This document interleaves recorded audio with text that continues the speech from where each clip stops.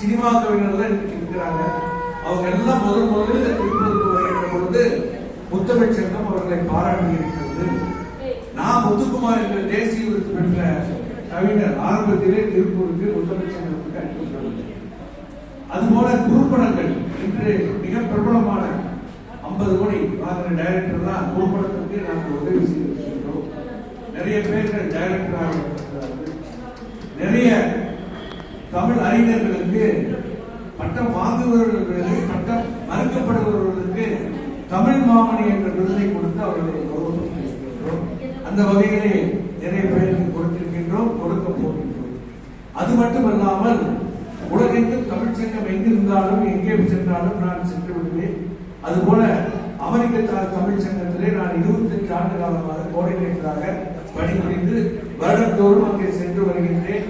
இங்க இருக்கின்ற தமிழறிஞர்களுக்கெல்லாம் அந்த ஒரு அடையாளத்தை என்னால் முடிந்த அளவு கொடுத்துக் கொண்டிருக்கின்றோம். அதே போல அவர்களும் இந்த தமிழ் இந்த ஸ்கூலுக்கெல்லாம் நிறைய உதவி செய்து கொண்டிருக்கிறார்கள். அங்க இருக்கின்ற தமிழ் சங்கங்கள் எல்லாம் அமெரிக்காவிலும் ஒரு தமிழ் சிலபஸ் எடுத்து நல்ல முறையில செய்து கொண்டிருக்கிறார்கள். அம்மையார் பேசும்போது சொன்னார்கள், தமிழிலே படித்தவர்கள் தான் எல்லாம் நிறைய அரசு பள்ளியிலே படித்தவர்கள் தான் நிறைய மேலே இருக்கிறார்கள் என்று சொன்னார்கள்.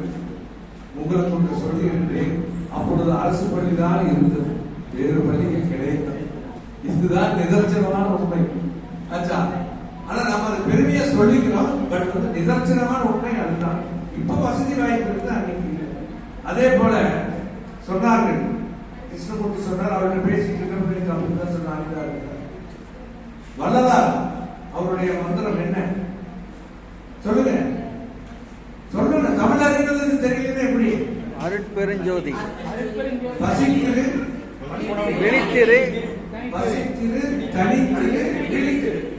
ஆச்சா, பசித்திருன்னா நம்ம பசிதான். வாடிய வேலை கண்ட போதெல்லாம் ஆடி நின்றார். காரணம் பசிதான். அதை ஆற்றினால்தான் நம்ம உயிரோடு இருக்க முடியும், சங்கம் நடத்த முடியும். ஐயா சொன்னது போல சாப்பாடு போனதான் 4 பேர் வர்றீங்க இல்ல, கட்சியா சொல்றதல்ல, ஒரு பேச்சுக்கு தான். அதனால பசி ஆற்ற வேண்டும்.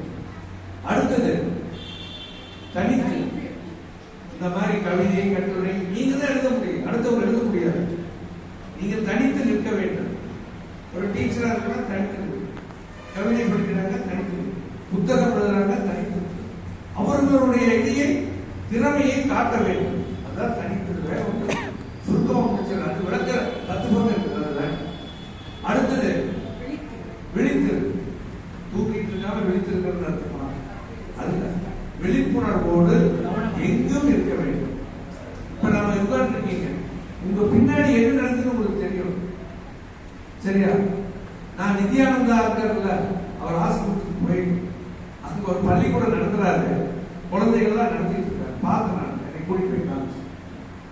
அதாவது சாதாரண குழந்தைகள் தான் கண்ணை கட்டிட்டு படிக்குது, கண்ணை கட்டிட்டு நிறங்கள் சொல்லுது. ஒரு பந்து எடுத்துட்டாங்கன்னா ப்ளூ கலர் சொல்லுது, மஞ்சள் கலர் சொல்லுது. நான் சொன்னேன், இதெல்லாம் சரி, புத்தகம் நீங்க ரெகுலரா கொடுக்குற புத்தகமா இருக்கு, அதனால படிக்கிறேன். நான் கொண்டு வந்திருக்கிற புத்தகம் படிச்சாதான் நான் நம்புவேன் அப்படின்னு சொன்னேன். கண்ணை கட்டிட்டு இந்த மாதிரி சின்ன குழந்தைங்க வந்தாங்க, அது மாதிரி குழந்தைங்கலாம் வந்து படிச்சு நான் கொடுத்த புத்தகத்தை, தமிழ் புத்தகத்தை வாசிச்சு, இது வந்து உண்மையிலேயே மறக்க முடியாத அனுபவம். அது என்ன பண்றாங்கன்னு எனக்கு தெரியாது, பட் நான் பார்த்தது மேஜிக் எல்லாம் கிடையாது, உண்மை. எப்படின்னு தெரியல, ஆனா அது நடக்கும். அப்ப இதெல்லாம் இந்த மாதிரிதான் விழித்திருன்னு சொல்றது. நாம எந்த இடத்திலும் ஏமாறாமல் இருக்க வேண்டும், ஏமாற்றாமல் இருக்கக்கூடாது என்பது பழமொழி. ஏமாறாமல் இருக்க வேண்டும் என்பது பழமொழி இல்லை. நாம பார்த்து நடந்துட்டு கொள்ள வேண்டிய சூழ்நிலைகள் இருக்கிறோம். எத்தனையோ பக்கம் ஏமாற்றிக் கொண்டே இருக்கிறார்கள். அது இந்த மேற்பாளத்தில் தான் ஆரம்பிக்குது. 7 ஸ்டார்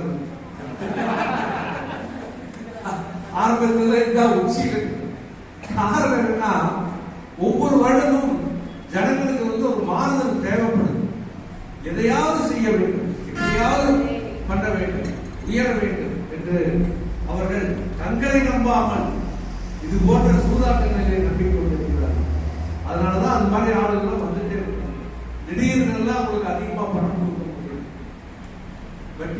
இதெல்லாம் பேங்க் வட்டி இருந்தால் சரியான ஒரு அளவுகோல் இந்திய பொருளாதாரத்திற்கு நமது பேங்குகள் வங்கிகள் கொடுக்கின்ற அந்த காசு தான் கிடைக்கும். மற்றதெல்லாம் கொஞ்சம் முன்ன நம்ம ஆசைக்கு தகுந்த மாதிரி அதில் போய்கிறது. ஆக அந்த பசித்திரு கணித்திரு விழித்திரு எப்பொழுதும் நம்முடைய வாழ்க்கையிலே இருக்க வேண்டும். இதுல ஒரு விசேஷம் என்னன்னா அந்த 3 இடத்தையும் கூட்டுக்குவாங்க. ஒவ்வொரு பதவியும் சரியா, பதவியும் வேண்டும். நீங்க 3ஐ பிடித்துக் கொண்டால் பதவியும் உங்களை பிடித்துக் கொள்வோம். இதுக்கு கை தட்டணும். இதெல்லாம் நாமளே சொல்லி வாங்கக்கூடாது. சரியா, சிந்திக்கணும். அதாவது ரொம்ப சிந்திச்சிட்டீங்க. ஒரு கவிதை பாடுறாரு, பெண் கவிதை பாடுறாருன்னா ஆழ்ந்த யோசனை பண்றாரு. நாம பேசுற தமிழ் தானே, சொற்களை மாற்றி மாற்றி போடுறாரு. அவதான், வேற ஒண்ணுமே கிடையாது. சேம் சொற்கள் அதே தானே தமிழ் சொல்றாரு. வேற ஏதாவது பண்றாரு, மேஜிக் பண்றாரு இல்ல. எளிய தமிழ்ல எழுத்துக்களை கோர்வைப்படுத்துகிறார், சிந்தனையை எண்ணங்களை வெளிப்படுத்துகிறார். அது மாதிரி இது அப்படித்தான். அவரு சொல்லிட்டு போன பசித்து தெரிஞ்சது. நாம கண்டுபிடிக்கிறது பதவி. பதவி வேண்டும் இந்த காலத்துல. பதவி இல்லாமல் முடியாது. என்னை எடுத்துக்கொள்ளுங்கள். நான் அந்த காலத்துல இருந்து 77 பள்ளிக்கூட காலேஜ் முடிச்சாங்க பொது வாழ்க்கையில் இருந்தேன். அப்பெல்லாம் பதவியை நான் வெறுத்தேன். சரியா, 2000 வரைக்கும் இது போன்ற இதெல்லாம் எனக்கு பிடிக்காது. இன்விடேஷனே பிடிக்காது. பல இடங்களிலே என்னுடைய பேரே வரக்கூடாதுன்னு நினைச்சேன். 2000க்கு பின்னாடி நான் தெளிவு பெற்றேன். ஊரோட ஒத்து போகணும். எந்த பத்திரிகையா இருந்தாலும் பேர் வரணும். நான் பார்த்துருக்கேன், பேர் வரணும், பதவி வரணும். தவறு கிடையாது. நமக்கு அந்த கெப்பாசிட்டி இருக்கு. என்னுடைய கெப்பாசிட்டி தலைவராக வர வேண்டும். எந்த இடத்திலும் செக்ரட்டரி போக மாட்டேன். சரியா, இல்ல இல்ல, நம்முடைய கெப்பாசிட்டி இருக்கணும். இருந்தா தான் அது வரும். நான் இருக்கிற சங்கங்கள் பூரா தலைவராக டைரக்டா தலைவர் எலிஜிபிள் நமக்கு இருக்கணும். இல்லைன்னா முடியாது. இப்ப எல்லா டீச்சர் இருக்கீங்க, எச்எம் ஆக முடியாது. இல்ல முடியாது. அது மாதிரி அதை தகுதியை நாம் இருக்க வேண்டும், வளர்த்துக் கொள்ள வேண்டும். எல்லோரும் பதவியை பெற வேண்டும், அங்கீகாரம் பெற வேண்டும், பரிசுகளை பெற வேண்டும் என்று சொல்லி இந்த தமிழ் செம்மல் விருது இந்த ஆண்டு 2023 கொடுத்திருக்கிறார்கள். அதை திருப்பூரில் உள்ள அத்துணை மக்களுக்கும் இலக்கிய சங்கங்களுக்கும் நான் சமர்ப்பணம் செய்கிறேன் என்று சொல்லி, இன்னும் மென்மேலும் விருதுகள் வாங்குவேன் என்றும் சொல்லி விடைபெறுகிறேன். நன்றி.